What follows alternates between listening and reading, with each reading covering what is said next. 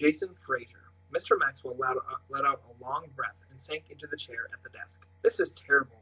The ranger watched Mr. Maxwell, watched the waves of thought roll across his face. First amazement, then relief, then something that the ranger had to call pain. Deep pain. This is awful, Jim.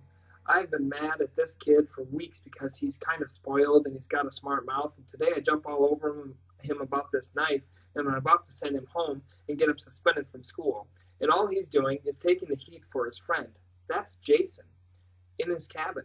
This is awful. I've got to talk to him. The ranger nodded understandingly, both men feeling a little embarrassed at the sudden burst of emotion. Sure, absolutely, Bill. Go talk to him. Or, if you want, I'll go to his cabin and bring him so you can talk here. Be more private, if you want. Mr. Maxwell nodded toward the parking lot. Thanks, but he's right over there in my truck. Been sitting there sweating bullets for half an hour now. The ranger said, Well, go on, then. You've got good news for him, right? I sure do, good news. Mr. Maxwell stood up and reached out a hand, and the ranger took it in a strong handshake. Looking the man in the face, Mr. Maxwell said, I owe you for this, Jim. I owe you a lot. Nah, forget it, Bill. Walking across the parking lot, Bill Maxwell knew what he was going to do. First, he was going to apologize. He was going to tell Mark he was proud of him. He was going to tell Mark that loyalty is just about the finest quality a person can have. He was going to tell Mark how badly he had misjudged him, about a lot of things, probably, and he was going to ask the boy to forgive him. Mr. Maxwell rounded the back of his truck, a big smile on his face, and he took 3 quick strides and grabbed the handle of the passenger side door. But then he froze. He didn't open the door, and he stopped smiling. Mark wasn't in the truck. Chapter 16, Into the Woods. Walking back past the gatehouse, Mr. Maxwell forced himself to give the ranger a smile and a thumbs up, but that wasn't how he felt. Mark wasn't in the truck. So the first thing Mr. Maxwell had to do was go to Mark's cabin and see if maybe he'd swung back there. Maybe Mark had forgotten something, or maybe he'd be at the washrooms. That made sense. 15 minutes later, Mr. Maxwell had looked everywhere he could think of. The Raven's Nest, the other cabins, the washrooms, the lodge, the kitchen, the campground roadways, everywhere. Back at the gatehouse, Mr. Maxwell told the ranger that he hadn't found the boy. Then he asked, Would you have seen him if you went to my truck out there in the lot? I mean, could he have walked past here without you noticing, do you think? The ranger heard the fear in Mr. Maxwell's voice. He didn't answer right away. Narrowing his eyes, he said, Bill, are you thinking that this boy's run off? Because if he has, then we've got a real problem. I haven't been sleeping any this afternoon. But if you're asking me, could a kid have slipped by here and got down the entrance road and out onto the state highway, then sure, he could have done that. So I'm telling you that we need to jump on this, like, right now. Because we've got some bad possibilities, and then we've got some terrible ones. Like if he went out to the highway and somebody picked him up. Mr. Maxwell felt the sweat break out on his forehead. Listen, Jim, give me 20 minutes, okay? I just want to make a quick pass back through the campground, and if I don't get any news, then I'll turn it all over to you, okay? The ranger rubbed his chin a second or two, and then said, 15 minutes. You get back to me in 15 minutes with good news, or I've got to start making phone calls.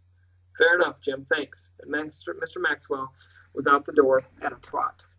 On his first quick search, Mr. Maxwell had been past all the girls' cabins, but he hadn't talked to all the chaperones and teachers, hadn't actually asked if anyone had set eyes on Mark Chelmsley carrying a bright yellow backpack headed toward the parking lots. Now he was asking. The grown-ups in the first 3 cabins hadn't seen a thing. Then, in the Pine Cove cabin, he talked with Mrs. Leghorn. She was sitting in a chair close to the wood stove, her long red coat tucked around her legs, her stainless steel coffee cup in her gloved hands. Mark? She said. Yes, I saw him. I was walking to the kitchen for some coffee, and he went across the path. Had that big thing on his back. Mr. Maxwell's heart took a leap, but he kept his voice calm and low. Were you at the lodge when you saw him? Mrs. Leghorn shook her head. Not quite. I was almost to the council clearing, in the woods on this side of it. Motioning with her hand, she said, I was walking this way toward the lodge, and he cut across ahead of me at the near end of the clearing, kind of going that way. Mr. Maxwell leaned forward. You're sure about that? He wasn't walking toward the road? Mrs. Leghorn shook her head. No, I'm sure. He wasn't headed toward the road at all. Mr. Maxwell knew Gray's Notch State Park almost as well as he knew his own 45 acres. And he knew that if Mrs. Leghorn and Mark had crossed paths where she had said they had, and if Mark hadn't been heading for the road, there was only one other place he could have been going. Mr. Maxwell said, Listen, Elsa, I need you to do something for me right now, okay? I need you to walk to the gatehouse as quickly as you can and tell the ranger that I found Mark, all right?" Taking a last sip of coffee, Mrs. Leghorn stood up and said, "Of course, Bill. Was he lost or something?" Mr. Maxwell nodded. "Sort of. Tell Jim, that's the ranger. Tell him that Mark walked up the Barker Falls trail and that I've gone to fetch him, and that we'll be back soon, all right? Got that?" The math teacher nodded. "Barker Falls trail." Mr. Maxwell said, "Right." And with that, he turned, rushed out the door, veered to the left, and began jogging toward the trailhead at the east edge of the council clearing. Mark eased himself down until he was sitting on a boulder, his breath coming in rough gasps. For more than an hour, he'd been pushing himself pretty hard. He unhooked the straps, shrugged off his pack, then bent down to get a water bottle. Unscrewing the cap, he took a long drink. Right away, he wished he hadn't.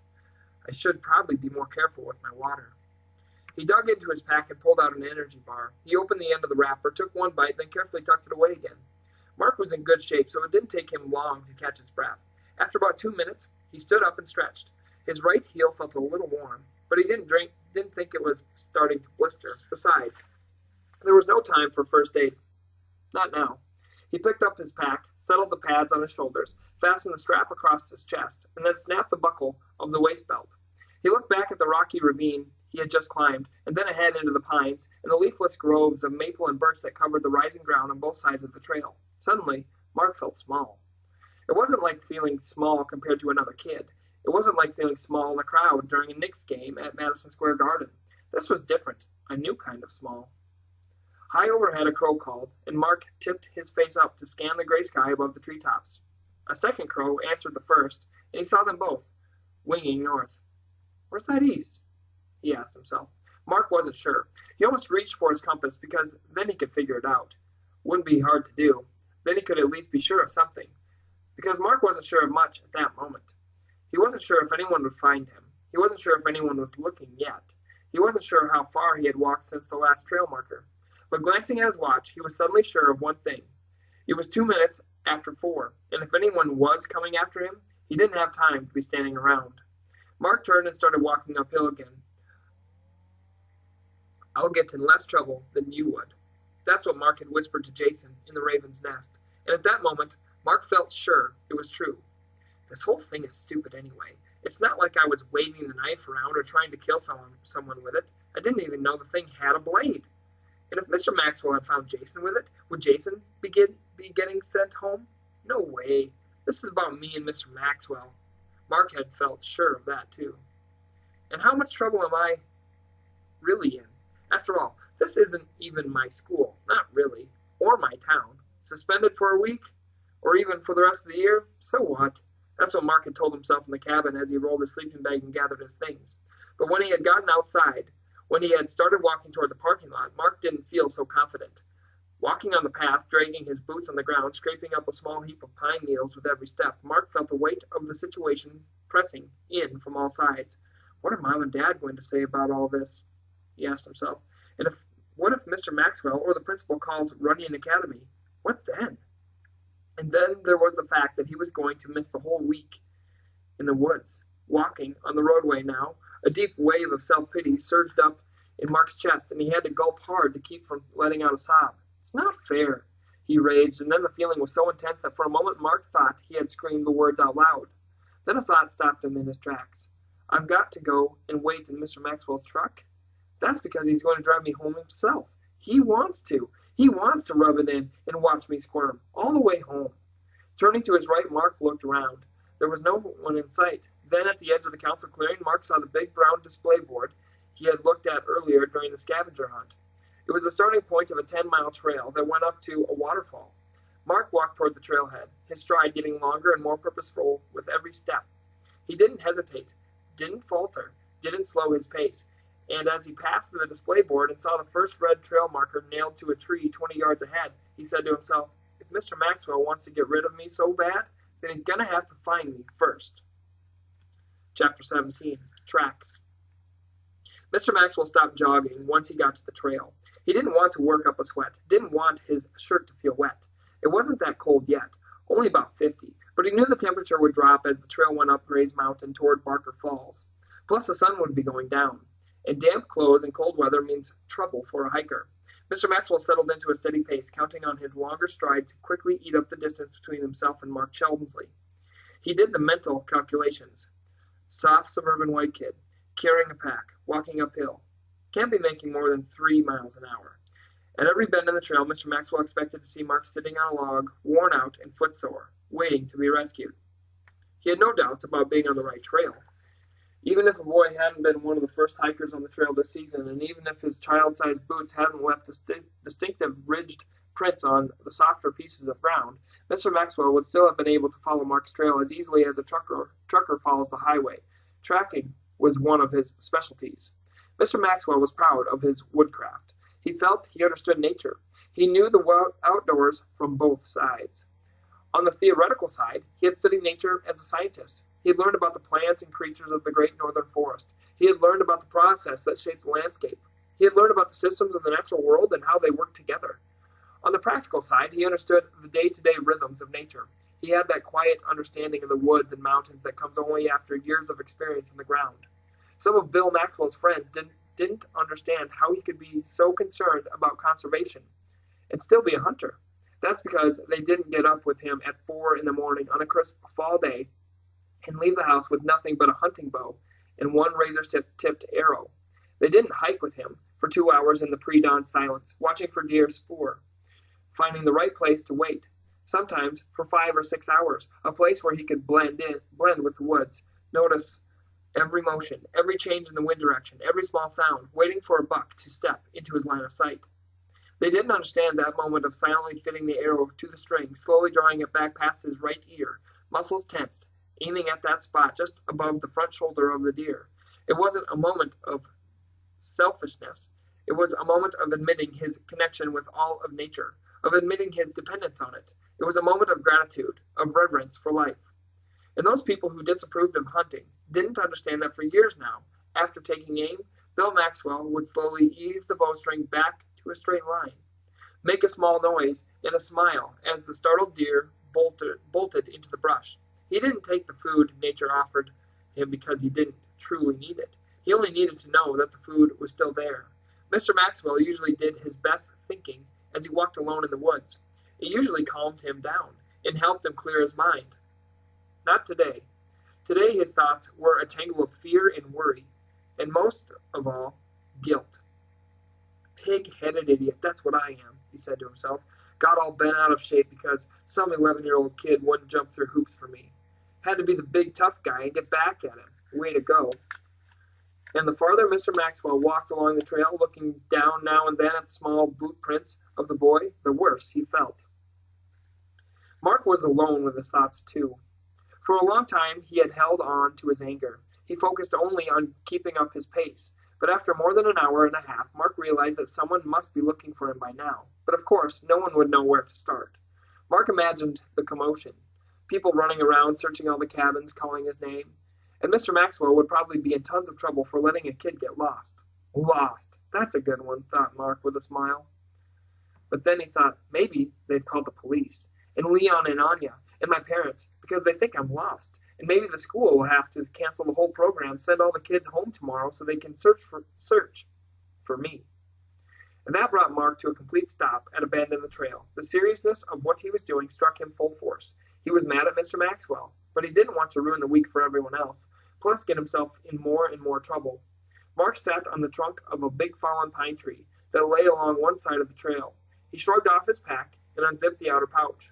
He rustled through his school papers until he found what he wanted, the map Mrs. Farr had handed out in social studies. It was a map of the whole park. It wasn't printed very clearly, but Mark found the Barker Falls Trail. He identified the spur that he'd seen a while back that headed off to the right. It went about a quarter of a mile to a tent platform, and sitting there studying the map, Mark saw a way back. But it wasn't just a way back, it was a way out of the mess he'd started to stir up. The map showed a trail that looped off to the left from the main trail and wound back down to the campground. This loop trail ended up on the far side of the main lodge, away from all the cabins and the council clearing, almost to the parking lots. Perfect, he thought. I take that trail back down, spend the night close to the campground, and then show up in the morning. All I have to do is wander out of the woods over by the parking lot, maybe act like I got lost.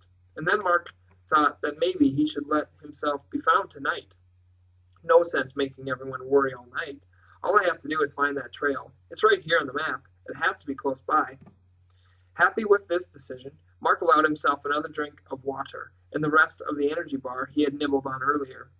As he stood up and turned round to pull on his pack, Mark saw the trail. It was right there, just behind where he'd been sitting.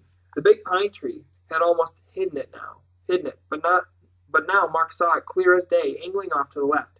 He stepped up onto the log, jumped down on the far side, and set off along the trail, his heart much lighter and his mind at peace. At 5 o'clock, Mr. Maxwell stopped to catch his breath and evaluate the situation. As he ran down the facts, he counted them off on his fingers. Fact: I've come about 3.5 miles from camp. Fact: no boar in sight. Fact: the trail's getting harder, steeper, and rockier. Fact: Mark has to be close now. He has to be worn out. Fact: it's cloudy, but it won't start to get dark until 7 or so. Fact: if I find Mark in the next hour, we can get back to camp before dark. The last two facts got Mr. Maxwell moving again. Time was running out. It was going to get cold tonight, probably down below freezing. In an hour, he'd have to turn back whether he'd found Mark or not. That would mean the boy would have to spend the night alone on the mountain. And Mr. Maxwell found that thought unacceptable. He fastened the top button of his jacket and set off again, picking up his pace. 10 minutes later, Mr. Maxwell lost Mark's tracks. No boot prints. Doubling back about 200 yards, he found the problem. A big pine tree had been cut down, and the log had been laid along the left side of the main trail, and there were Mark's prints. Mr. Maxwell could see that Mark had sat down and taken off his pack. Then he'd stood up, stepped up onto the log, and gone off onto the other side. He'd taken the side trail. Mr. Maxwell looked at the tracks and then looked at the trail heading off to the left, and he took a deep breath and let it out slowly. Mr. Maxwell knew that trail. He'd hiked it lots of times. It was a loop trail, looped around back to the campground, but not directly. That trail went across the side of the mountain and then up steeply to a high ridge before it cut back down. The views were beautiful, so beautiful that the trail had been overused, too many hikers. And then the heavy spring rains had caused some serious erosion, some dangerous erosion. The thick pine log had been laid across the head of the trail for a reason. The trail had been closed for 3 years. Chapter 18. Bushwhacking. Mark was glad Anya had made him take his stocking cap. He'd been hiking on the loop trail for about half an hour. A stiff breeze had come up, making the brisk air feel much colder. He'd had to stop and fish the hat out of the zippered compartment on the top of his pack, and now his ears were warm again. The scrub oak trees on either side of the trail still held some of their dry leaves from the previous fall, and when the gusts swept up the hillside, the rustling sound reminded Mark of waves breaking along a beach. The bare branches of the maple and birch trees swayed and tapped against each other, and high overhead, where the wind was stronger, the pine trees waved and sighed. Mark noticed from the start that this loop trail wasn't nearly as wide as the main trail had been. He had to keep a sharp lookout for the markers. The ones on this trail were blue, and there weren't as many of them. Sometimes they were almost hidden by tree branches. A few times when the trail wasn't obvious, Mark searched until he found the next little blue circle, or the next splotch of faded blue paint on a rock. And it didn't help that in some places the pine and hemlock trees were thick enough to dim the fading daylight. Mark tried not to think about it, but his pack had begun to feel heavier. A lot heavier. Mark knew he was getting tired. He knew he was slowing down some, too. But that's okay, he thought. I'm just going back to the campground, and even if it gets dark, I've got a flashlight, and the trail is mostly downhill, right? So Mark ignored his body's call for rest. He kept pushing ahead. As Mark walked out of a thick grove of birch and hemlock trees, the trail made a sharp turn to his right, angling up across a stretch of mostly open hillside. Only a few scruffy oaks and low junipers clung to the slope. The climb would be steep, but that wasn't the problem. The problem was that the trail wasn't really a trail anymore. It looked more like the rocky bed of an uphill river. Where the trail used to be, there was a crazy jumble of granite boulders, some of them as big as washing machines. To go up that way, Mark saw he'd have to pick out a path either above the gully trail or just below it. Or, he thought, I could find a different way. Mark dug the map out of his pants pocket and unfolded it. He saw the sharp turn that the trail took on the map and thought, so that means I'm right here. The trail headed uphill for a stretch, then went left for a half-mile along a ridge, and then the trail turned left once more and went almost straight downhill toward the campground. Mark looked uphill at the boulders, and then Turning left to face the hemlock and birch grove, he thought, according to the map, if I could just go straight that way, then in about half mile, I'll come to the trail again, the part that heads down to the campground. Then I won't have to fight my way uphill at all. It seemed simple to Mark, especially since he was tired and hungry and his legs and feet and shoulders were hurting. Then he thought, still, I'd better use my compass.